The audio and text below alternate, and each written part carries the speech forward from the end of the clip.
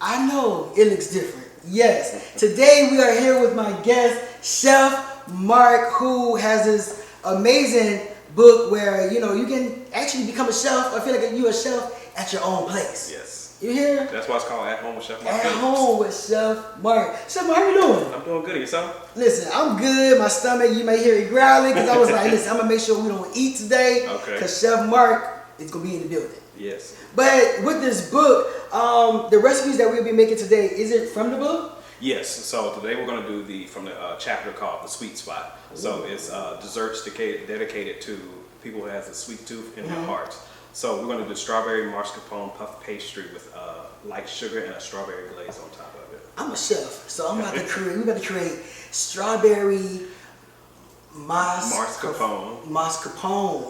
Okay, all right, and it's the pastry. Yes, but the mascarpone is an Italian cheese, just like a whipped cheese that I'm going to add sugar to it, but it's not like your traditional. Think of a line of cream cheese. Cream cheese. But it's a bit more better quality. Let me put it that way. Hey, say less. I'm here, Chef Mark, you guys. I'm excited. I'm ready when you are. Okay. So what we're gonna do, since I just told you about the cheese, I'm gonna let you taste the cheese before I add the sugar and the sweetener to it. Okay. Just so you can get an idea of what it tastes like, and then how we're gonna transform it. So okay. Take a small taste of it, and tell me what you taste in it. Definitely. It's not as sweet as cream cheese. Cream cheese, exactly. Right. But I could taste like buttery kind of taste. So once I add the sugar to it, you will see what the smoothness comes in. It works really good with the crispiness of the puff pastry and then the tartness / sweetness with the strawberry. It all works together. It all works together. Yeah. Hey. Just introducing everybody to a little something different. Yeah, I taste it. I taste it. All right. All right. And this recipe, where did you get this recipe from? I actually did this recipe a few years ago. I had a client who wanted a different dessert. Something was a puff pastry. She wanted traditional cake, so fruit, cream. It's not a cheesecake, so this is my blend of another version of an alternative, like strawberry cheesecake, but with the puff pastry. Okay. All right. Well, listen, we have. So we're gonna start out first. We're gonna macerate our strawberries, and that means to put the strawberries in the sugar and water, so therefore some of the sugar water can go on top of the strawberries, and we're going to let that sit for like 20-30 minutes while we prep our puff pastry. Okay. Sounds good? Sounds good. Right. So I'm going to rinse my strawberries first. Right. Rinse those off, you know how they do in the stores. You might take them home, you rinse them off. Yeah, you definitely have to rinse them off because fruit has the pesticides on it. Right. I didn't want to mess the word up, so I didn't even try to say it, but that's the word. All right. So I'm going to put my apron on so we can don't mess up the You mean business. Business. So I'm going to take my bowl here and set it to the side. So you're going to cut the bottom of the strawberry off first. Okay. And then just slices. But you want them thick enough because as you can see in the book, we'll show the camera, you want them thick enough so we can make the pattern on top of it. You don't want it too thin because it'll mush together. So that's the movement like that? Yes, it's a rocking motion. So you curve your fingers so you don't cut yourself. Put it to the side and go straight down. And you turn it on its side. Use your fingers as a guide. We don't need the end piece, so we're going to cut that off and go down. Okay. And that will also help you with how thick and how thin it is. Exactly. Now you don't want to, you can save your end pieces to snack on, but for the purpose of presentation, we're not going to use them. All right. So we're going to do the next one. All right. So were you always, do you have a sweet tooth all the time? Are you a sweetie? No, I love to make desserts, but to eat them, give me something savory over something sweet. I mean, I make desserts for other people, but 9 times out of 10, if I want a dessert, I'll make it, have a slice, and then I'm giving it to somebody else. I'm like, you know what, I taste it, I'm fine. Yeah. It's good. Pastas and breads are my weakness. So like, with the ingredients in your book, are most of them, like, this is what you said, like 30 minutes? Yeah.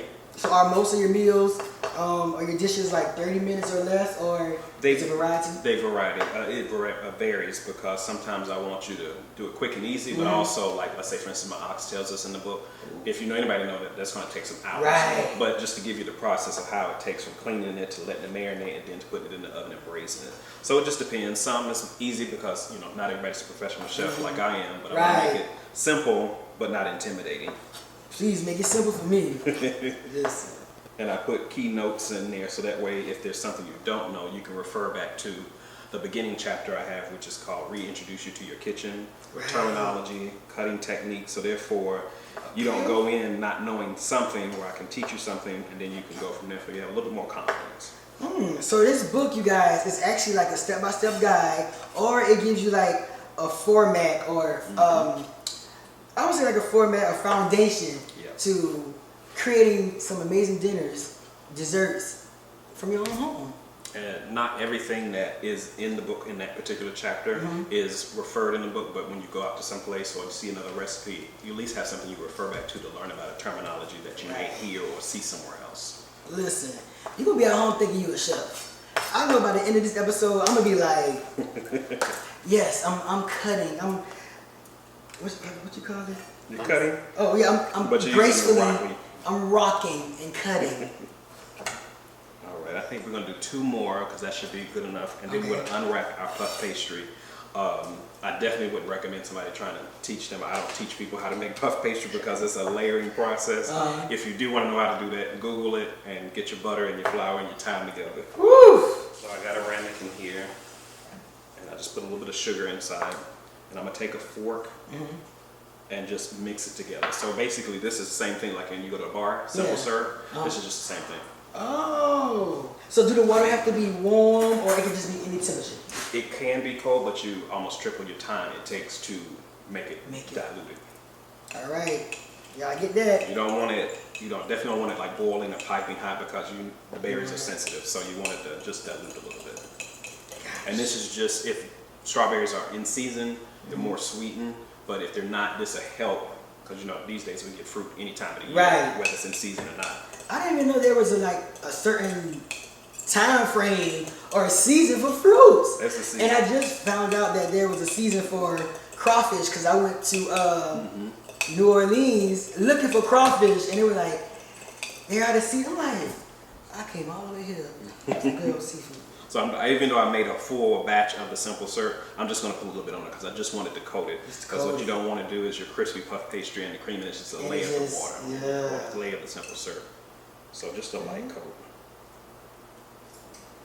I'll set this to the side. Very light.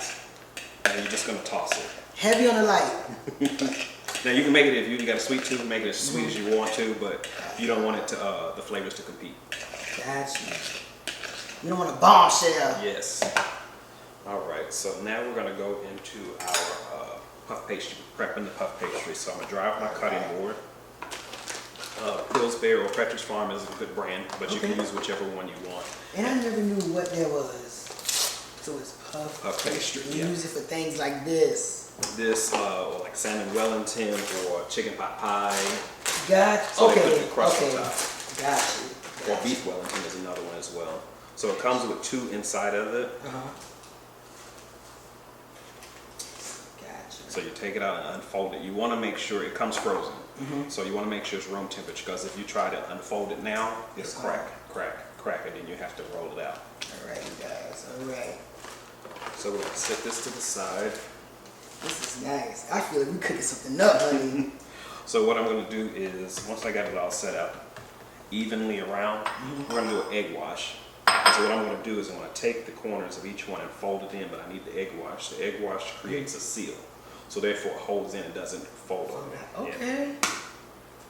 Good. So would you also use this if you were doing like egg rolls or something? You can do egg rolls.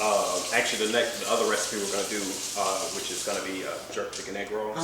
You can use water. You don't have to use an egg wash, but it's completely up to you. All right. And I was just going to ask. I saw that you added a little bit of water to the egg. So what does that help do? It helps dilute it and doesn't make it as strong, so it doesn't curdle when you cook it or scramble, whichever way you want to do it. Same thing like you do it you temper your eggs. If I was making like a chocolate mousse cake, to heat it up. So if eggs, as soon as it heat, what does it do? It start cooking. Yeah. So you just to help slow down the process. Oh, so yeah, I thought I didn't know that, right?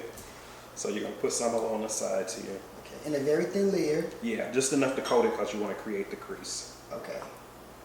And you use a spoon, or if you had a brush, you can use a brush, but I'm just gonna use the brush. Right. Listen, I said get your hands dirty. Alrighty, so once we got it on there, because as you can see in the picture, you see how it has that crust on there. So we're creating that for ourselves. How long did it take you to, come up with this masterpiece of a book? It took me 2.5 years. Wow. And I started it at the beginning of COVID when we were all stuck at right. home. And I would go live and do recipes, like you would see something I post. Yep. So I had the time. We all had more time than we wanted. So I took it and started writing down one by one, and then compiling all the different recipes once I got a theme of what I wanted to go for, because I wanted to make cooking less intimidating, because I'd be like, cooking is easy, but for other people it's way more intimidating. It's like science. Yes. Literally. Well, actually baking is a science. But right. It is. So I'm going to rub some more on the top here. Okay. So you put some on, then you fold it, and then after you fold it, layer another thin layer. On top, yeah. And I'll brush the whole thing again once we're done. But the reason why I'm doing it here, when I take my fork and make indentions along here to seal it, is to add that added layer to seal the process of it. Gotcha. So I'll take it. And you want to press down firm, but not to go all the way through. You just want to make sure it seals. It's sealed. Okay. And you do that till you go completely around the sides. So once we got that on there, and you want to take your fork and you want to make perforations inside of it. What this helps do, because puff pastry naturally rises, this helps slow down the process so it's not one big puff. When you see it come out, it'll still have a puff, and I'll break it down a little bit, but you'll see what it do when I put it in the oven. This reminds me of my grandmother making like apple cobbler or something. Yeah. And she's getting the fork, like before she puts it in the oven, she's like, let me stick this first, put this in the oven, and then take it out, then put the pumpkin or whatever inside of it. So, okay. Yeah. And it's best to use non-stick or puff pastry. I wouldn't recommend regular foil because it'll stick to it. Got you. All right. So you want to carefully pull it off your cutting board. Right. If you want to take an extra step, you could put flour on the cutting board beforehand, and it'll release completely. And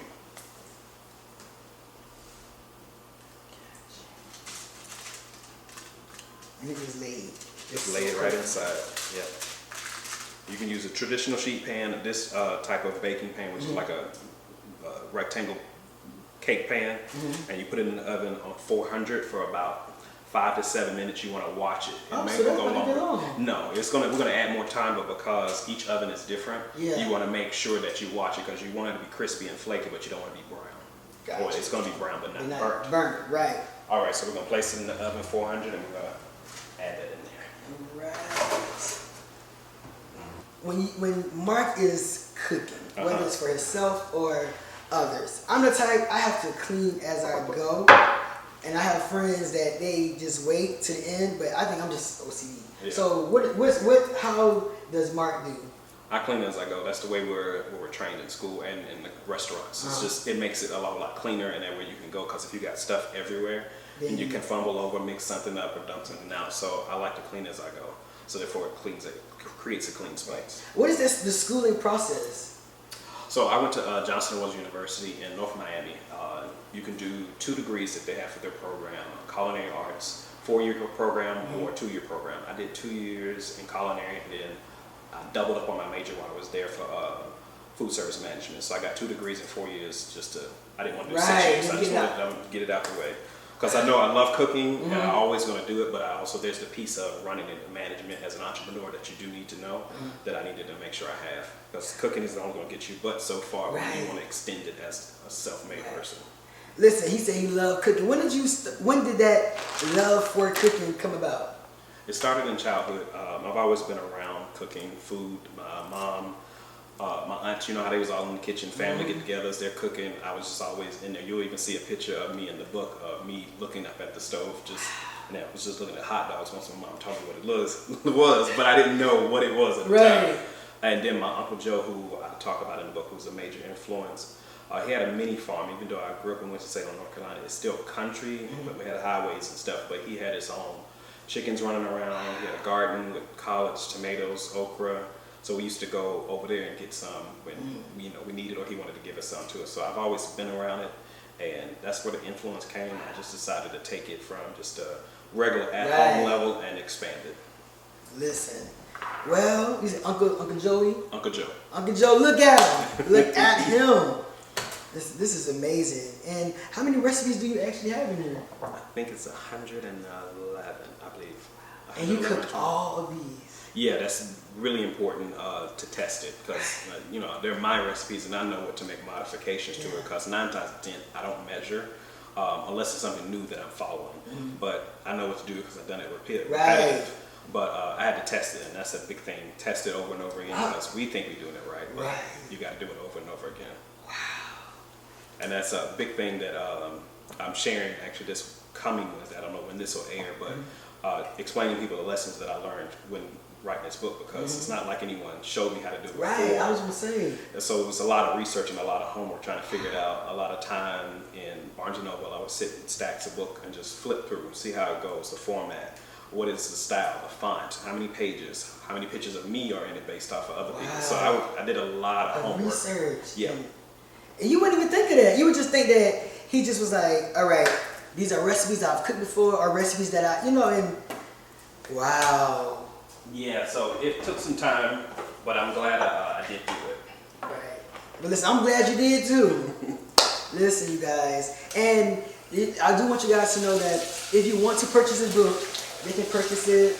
You can purchase it through lulu.com. Lulu.com. And type in Chef Mark Phillips or At Home with Chef Mark Phillips. At Home with Chef Mark Phillips. You guys, we are at home with Chef Mark Phillips. Today, you guys, we are making this strawberry pastry that you guys... I want you to show them the cover of the book so when they go to buy it, they know exactly what they're getting. This is it. You see him? That's him. That's mine. Yo, this is amazing. This is amazing. So now we're going to cream our mascarpone. So I'm just going to take some in here. This is roughly, we'll say 3/4 of a cup. Okay. So do you normally use the entire thing or you just use...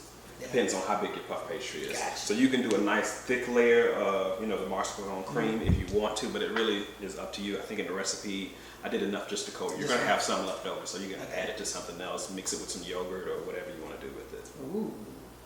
So mix that together.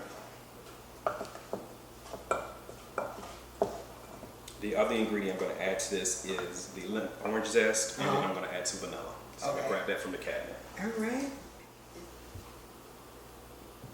And this is probably a half a teaspoon in it because it's going to be quite powerful, so you don't want to over. Right. One thing I have learned is when I was trying to make a sweet potato pie, I had too much vanilla and honey.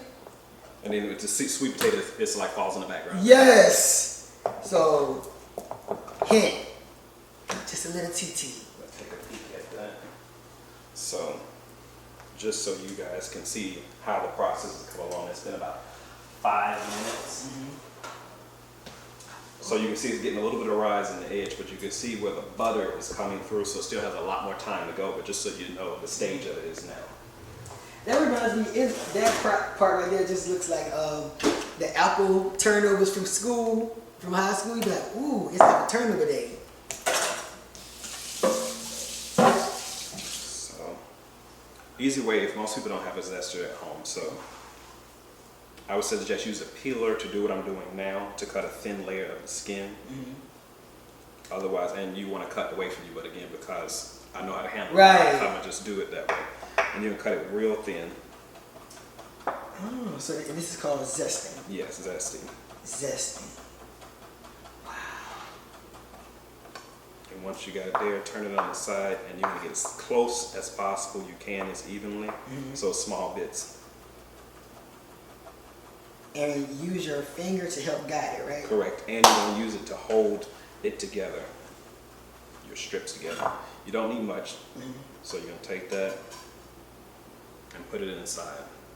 The orange zest is to give it a light hint flavor, but it's to add to it. So take that and mash.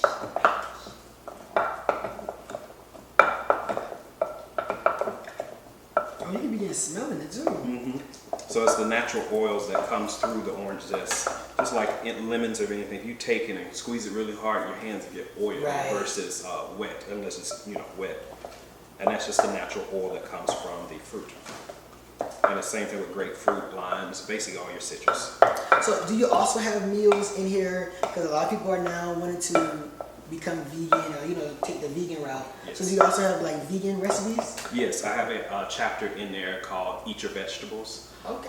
And it's a chapter dedicated to just vegan and vegetarian meals. It's kind of like an introductory for those people who want to try something different, because if you don't know much about vegan and vegetarian, most people think it's just steamed broccoli, some baked potatoes, you know, there's so much more you can do with it.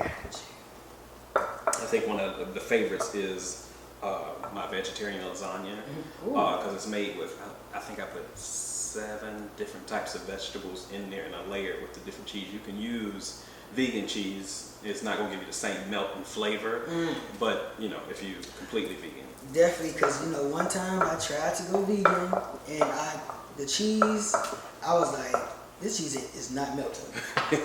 What am I doing wrong? Because a lot of people are into a lot of the plant-based meats and products. I did my take on a Big Mac. So it's the same secret sauce. Well, not the same. McDonald's has their own sauce. Yeah. Just disclaimer. It's McDonald's has their own sauce. sauce. But I did my own sauce. It's similar to like a Thousand Island, but this can be heated. And I did that, made the 2 patties with the plant-based. You choose whichever one is your favorite one. You can do black bean, or you can do one of the Beyonds, or something like that. And you just sear it and season it on both sides, and the layer in between. It's really good. I got a lot of people like, I don't miss meat, but I can taste the difference, but it's a good replacement. Yeah. Okay. Listen. Get the book. Get the book. All right. So now I want you to taste it again. All right. So I remember how it tasted before. It was like, yeah, this is butter. Taste the difference. I'm gonna check on the puff pastry.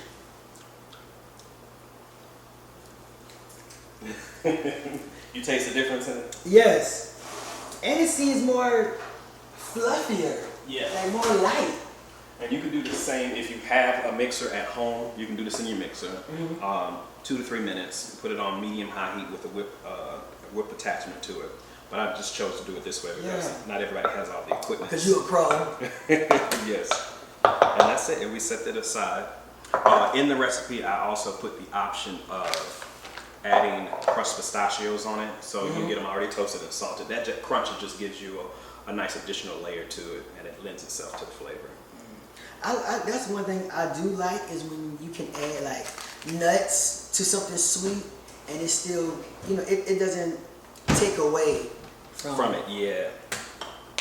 And then when you toast almost any nut, it brings out the flavor, extra flavor. Same thing like with garlic. When you saute garlic, it brings out the flavor inside it. So that's why you would want to do it. We're not going to put it on here, but if you can use almost anything like pecans. They've already been roasted and salted, so I would toast them and just sprinkle them on top at the slice.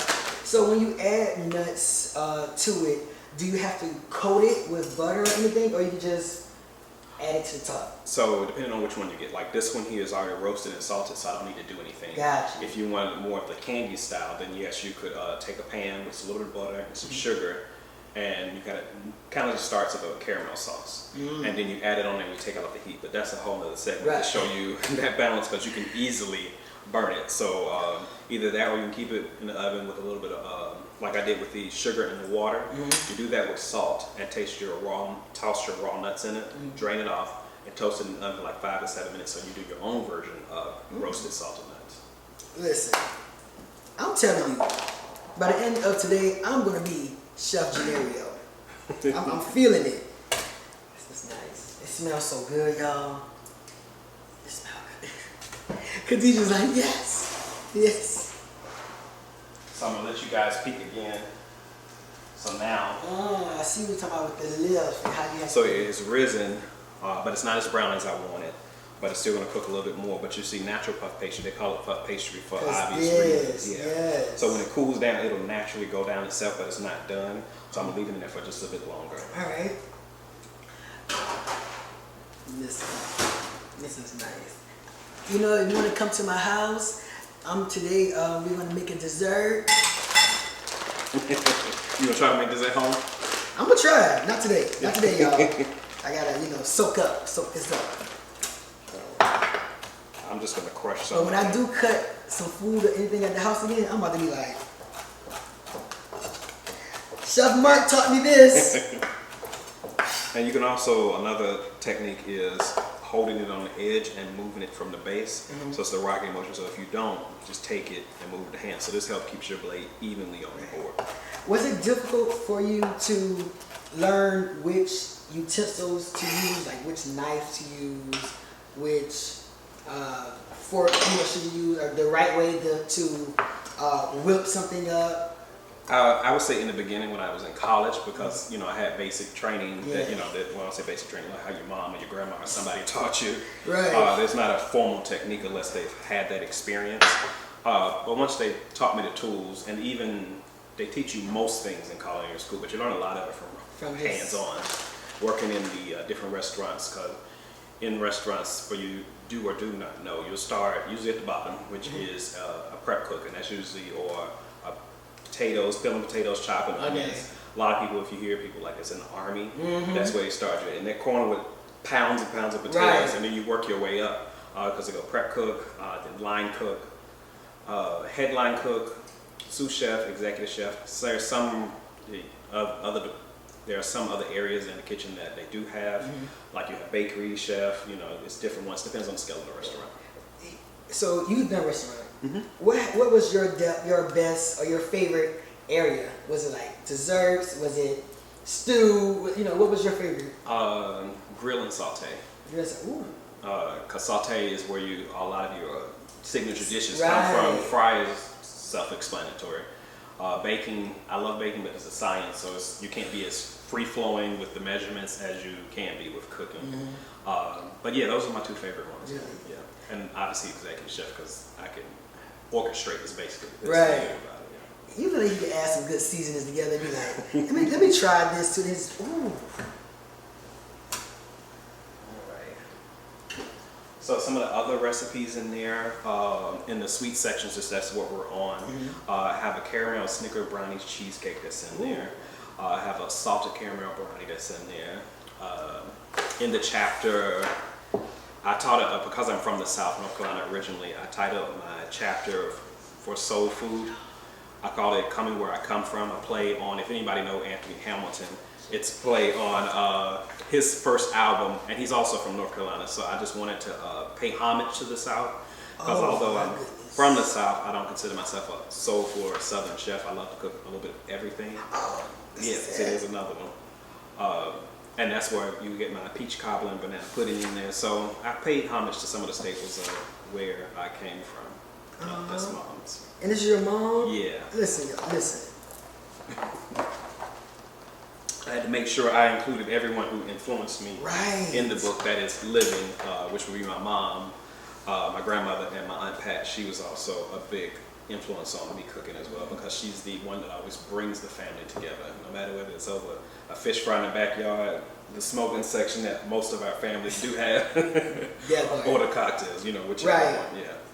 Wow. So I remember you saying that you aren't big on sweets. So was it difficult, creating the sweet section of your book?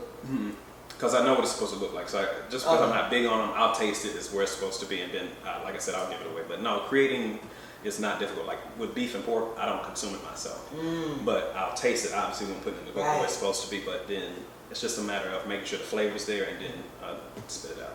What would you say was like the most, if anything, was difficult when it came to the ingredients in the book? I know you're talking about, you had to learn how to measure, because I don't measure either. I don't think a lot of people measure. Yeah. But you've been cooking for a while, yeah. Right, but when it comes to this, you gotta know, because you have people that's behind you, Yeah. So but for you, what were like the most difficult thing? Exact measurements was probably the most difficult thing. Putting the recipe steps. I've been doing recipes for a while now, whether it's on a blog or for somebody else or something like that, or an influencer.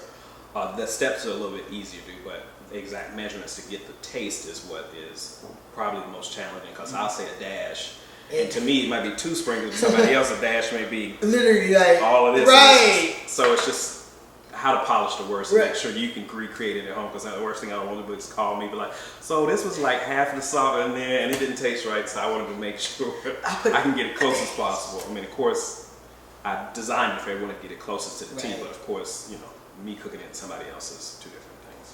This is everything, you guys. Definitely the chef notes. I think that is important because it's like you have questions and he's not physically there, but you can look back in the book and say, well, maybe he's answering my question through his notes. Y'all, this thing smell good. Could he just smell good? He sure do.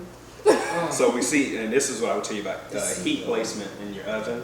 So here, this was in the back of it, so it's a little bit more brown in here. I want this a little bit more brown on this side, so I'm gonna take it, flip it back around, because your heat is in the back and top of your oven. So, but technically it's done. I just want a little bit more color for my own personal. So learn your ovens. I would say learn your microwave, but learn your ovens. Yeah. Now, do you have a gas or you have electric at home? Electric. Which, have you cooked on gas? Do you like it?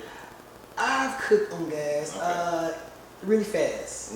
Like fast. Like when you put that thing on, you better watch it. Yeah. Don't leave it. Don't do like me. I was about to burn the house down. See, and it wasn't even that. It was an Airbnb. So. Oh yeah, you trying to get a check for somebody else. Right. Listen. So I guess that's important too. Yeah, I prefer gas because you can control the heat a bit more. You think about it, like if the old coral stoves, people still may have them. 9 times 10, most people got glass tops these days. Yeah, I have a glass top. Well, this is gas, but the glass tops, it still holds heat because you know that little red button that's in the back that says still hot. Yes. So if you're thinking you're taking something off, it's still sitting there, it's still doing its thing. It may not be going at its full rapid heat, but it's still cooking. Where as soon as you turn that gas off, the only heat that's left on there is the heat that's on your residual pan. Oh. Yeah. What are some of those go-to ingredients or go-to recipes that you think will be perfect for people, especially with this weather? So I'll say the main chapter that I would say is a good one to go to is the appetizer and snacks. When you're having people over, I got taquitos in there, I got fruit skewers in there, I got avocado and guacamole cups with shrimp. The soup, salads, and sandwiches. The sandwich portion and the salads as well. Turn right to they got caprese. So it's the mozzarella caprese with baby cherry tomatoes, baby mozzarella, tortellini, and balsamic. Those are great. It's light. It can be done hot or cold, but preferably cold. Right. I got 3 different types of dips in there, from hummus to corn salsa to pico de gallo. I also got jerk wings in there. You got the bacon wrapped shrimp in there. So it's different recipes in there. And I even teach people about how to make their own blackening seasoning in there. You can buy your own from the store. I've used, depending on if it's like mass catering, I'll buy some, but you can make your own blackening seasoning, which is in there as well as I teach people how to make their own pesto that's in there. Wow. Pesto, yes, that's good. So while that's cooling, some of the key, I say spices that everyone should have in their home is obviously salt and pepper, onion powder, garlic powder, paprika, cumin, curry seasoning, cayenne pepper, chili flakes, Italian seasoning, oregano, basil. I think I covered the core. I'm a chef. You can pretty much have those and mix them all together. You make different spices with all those. If you want to go a little further, then you can go with obviously like a jerk seasoning. Yes. If you're gonna do seafood, traditional, like everyone loves it, a good old Old Bay. Right. If you're making wings, of course that good old lemon pepper that's yes. in there as well. Listen, I think I have everything. I have it all. I have it all. And I see that you also, I like how you have notes on like replacements. Yes. So like this, you have you can replace the lump crab meat with claw meat. And I like how you explain the difference between the two meats. Yeah. And if you don't know, claw meat is, if you get it from the store, 9 times 10, sometimes it can have some of the shell pieces in there. Yeah. And it's not as much lump, and it's a little bit more wet inside of it. Whereas lump is just all pure crab that's been steamed. Good to know. This book, you guys, is very informative, educational. Like, you are going to learn while you cook. And that's the main thing. Like, I love how you're at home with Chef Mark, but not at home with Chef Mark. Like, this is perfect.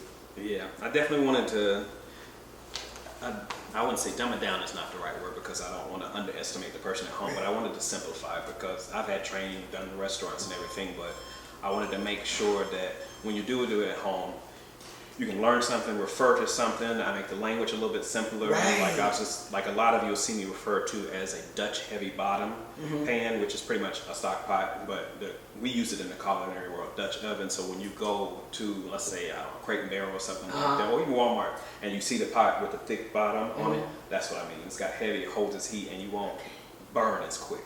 The Dutch pot. Oh, Dutch. Yeah. Dutch. All right. So you see it's puffed up here. And it has the browning. Yeah. So in order to make this bread, even though it's still warm, I'm just creating it, breaking it up a little bit so the steam can escape. So that way, once it's cool, because I could put it on now, but because this is warm and your cheese is soft or delicate, you know how melted cheese will do. So you need to make sure it cool down completely. So would you say just watch it, or would you say that there's like 5 to 6 minutes, 10 Yeah, minutes? 5 to 6 minutes, maybe 10 minutes if you want to be fully safe. While you're doing this, like you said, clean as you go. Right. Go do your dishes while you do this. Let it cool, let it do its own thing. You can, if you didn't want to press it down like I did here, just make a pocket in there and just let the steam escape. So that's it. So therefore, when you go, you can spread it on evenly because we're going to have some crumbs underneath there from the crust, but then when we spread it on there, it'll even out completely. Wow. Yeah, y'all, this is smelling good. So we're going to start with our mascarpone here. So you're just going to put a layer on the bottom. Okay. And this is going to be a very thin layer? Or yeah, thin layer. There's no set amount because I don't think in the recipe I put it the exact amount in. It's just pretty much how much you want to put on there. Okay. But you just want to make sure you coat it where each corner has some of it in there.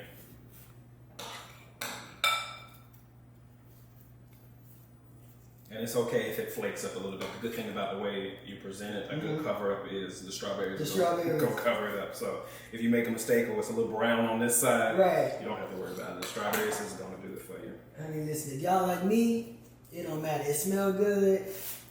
That's all my senses care about. It smells good. It tastes good. Possibly it does. Like this, I love it.